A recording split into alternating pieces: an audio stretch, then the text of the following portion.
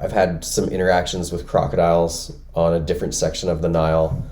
And if anyone goes kayaking or rafting there, you're going to have interactions. It's a national park. It's super remote, and it has the highest concentration of hippos and crocodiles to anywhere on the planet. So you go up there knowing that, and it's just part of it. And it was really cool because I also saw a couple herds of elephants in the river, playing and bathing. And that was my last trip to Uganda. My first trip, we went there, and it's beautiful to see those things. I try to make sure that when I see anything, it's nice when it's natural, and if it's unnatural, because I'm on a tour, I always make sure it's in a natural setting. It's not like animals who've been captured or in captivity. But yeah, on the river, I don't know, man. It's like on the Zambezi, there's hippos and crocodiles. So upstream of Victoria Falls, you got big crocs up there, and a lot of hippos. So then the Patoka Gorge, gets populated by crocodiles, very small crocodiles, surviving the plunge of 300 feet down Victoria Falls.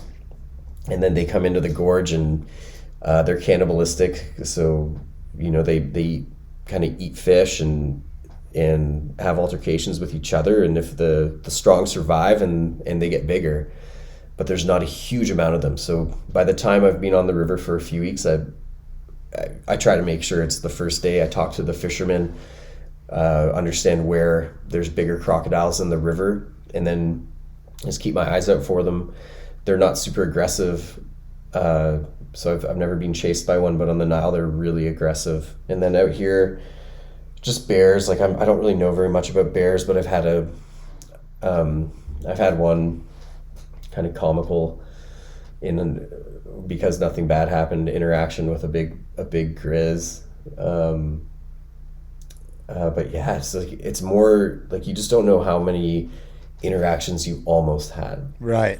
On the Zambezi one time, and I love this experience I had, because I still question if I just was daydreaming or hallucinating. But there's Victoria Falls. It's this big, beautiful, wonder of the world, World Heritage Site, 300-foot waterfall. It's spectacular.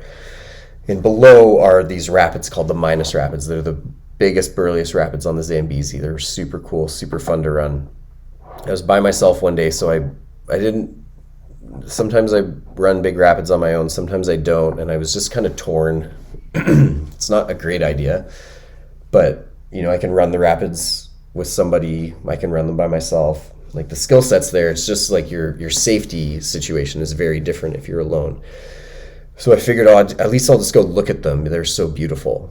So I at least got myself up there to go and see them. It's the afternoon. I always tell people this is where rainbows are born. They're born under this waterfall, and then they fly off to go make people happy. It's just a little joke I like to tell people. And so I was went and I was looking at them, and I was like, do I really want to go and put my mind and my body through this? And yeah, I kind of do, but it's not that big a deal. And anyways, I was just pondering whether I walk up and run them. It's pretty physical.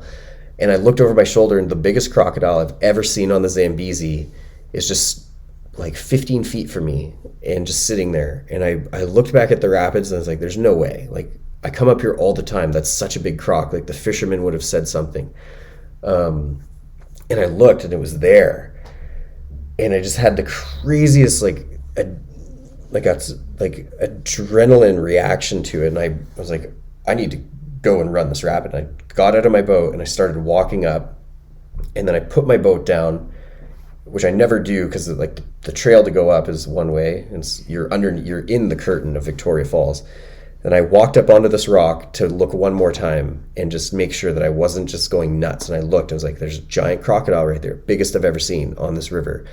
And it just decided, that's kind of what they do, man. You paddle past them all the time, and if they see you, sometimes they don't move. Then sometimes they see you and they don't want to be seen, so they go in the water and they go away.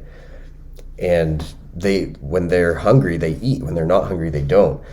And I had the craziest feelings. If that thing wanted, to approach me. It could have, and then I would have been a YouTube video because the tourists would have been up there and seeing it.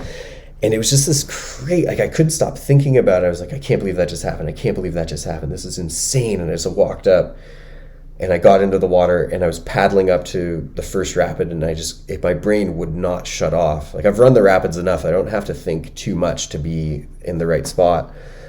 And as soon as I dropped into the rapid, my head finally just went into whitewater mode.